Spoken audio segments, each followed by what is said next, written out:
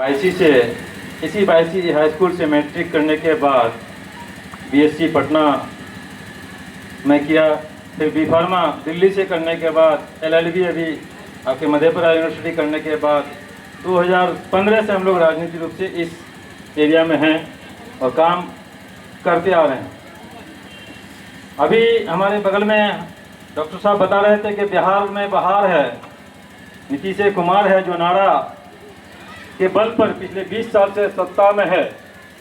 अगर तो क्या बायसी या सीमांचल इस बिहार में है या नहीं है वो खुद बताएंगे, वो दोनों बात वो खुद ही बता दिए कि पूरा बहार है बिहार में, तो फिर सीमांचल क्या बिहार में नहीं है? तो सीमांचल में बदहाली है, काम सीमांचल में नहीं हुआ है बल्कि पूरे बिहार में अफसरशाही चरम सीमा पर है। आज तमाम ऑफिस में जितना भ्रष्टाचार है, ये अफसर राज चल रहा है। इससे तो अच्छा अंग्रेज सरकार रहा होगा, उस वक्त भी सिर्फ लगान लगता था जो क्रिकेट टूर्नामेंट करके हम लोग अदा कर दिया करते थे।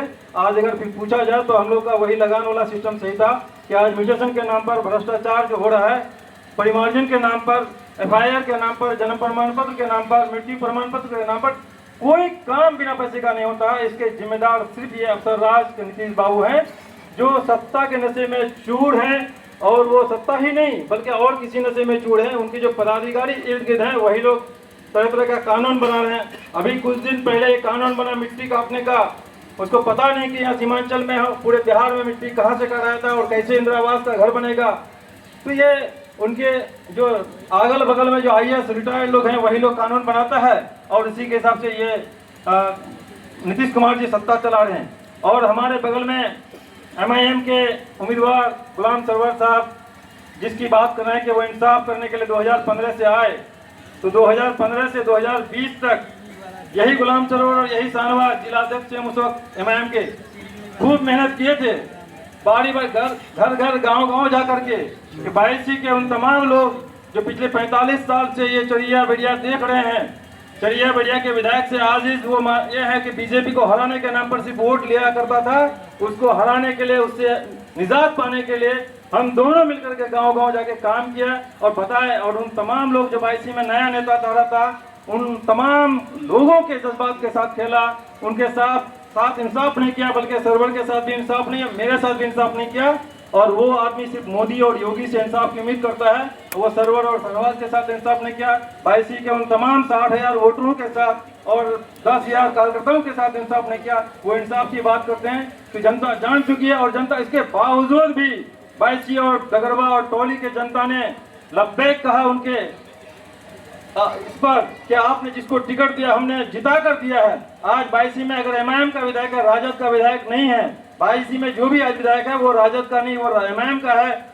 इसलिए वो उनको बताना चाहिए कि MIM के रहते हुए जो हम लोगों ने वादा किया था गांव जाकर के कि 20 रुपए में 3 महीने का इलाज होगा, आपके एरिया में स्कूल खोला जाएगा, आपके एरिया में हॉस्पिटल खोला जाएगा, वो तो नहीं हुआ। कम से कम सीमांचल का कितना कोटा आपके हैदराबाद में हुआ, सीमांचल का कौन बच्चा जाके आपके हाई स्कूल में पढ़ा, सीमांचल के कौन लड़का आपके मेडिकल कॉलेज में पढ़ा, उसका डाटा होना चाहिए। उसके बाद फिर भी 2020 में लोगों ने मौका दिया, उनको चाहिए था कि हमको मनाना।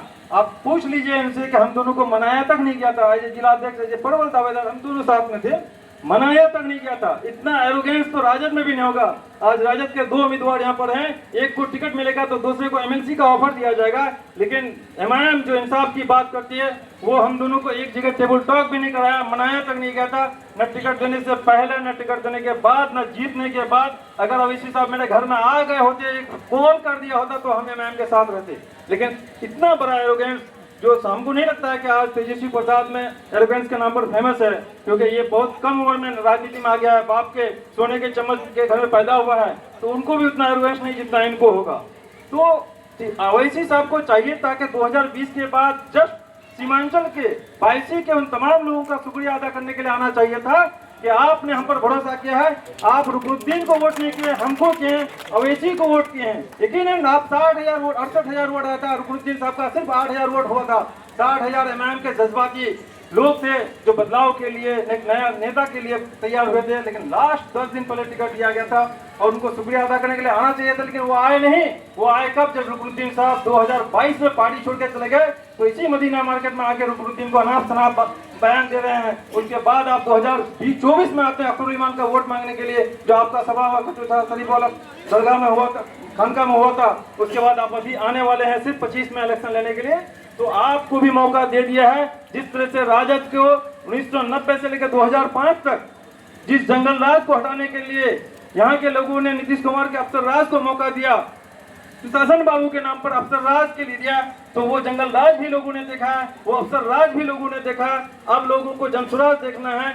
इसी उम्मीद के साथ हम लोग जनसुराज में प्रशांत किशोर जी के आइडियोलॉजी के साथ बिहार के तमाम युवा रोजगार और नौकरी की तलाश में यहाँ पर सब लोग उसके साथ चलने के लिए तैयार हैं। फिर आगे बात होगी।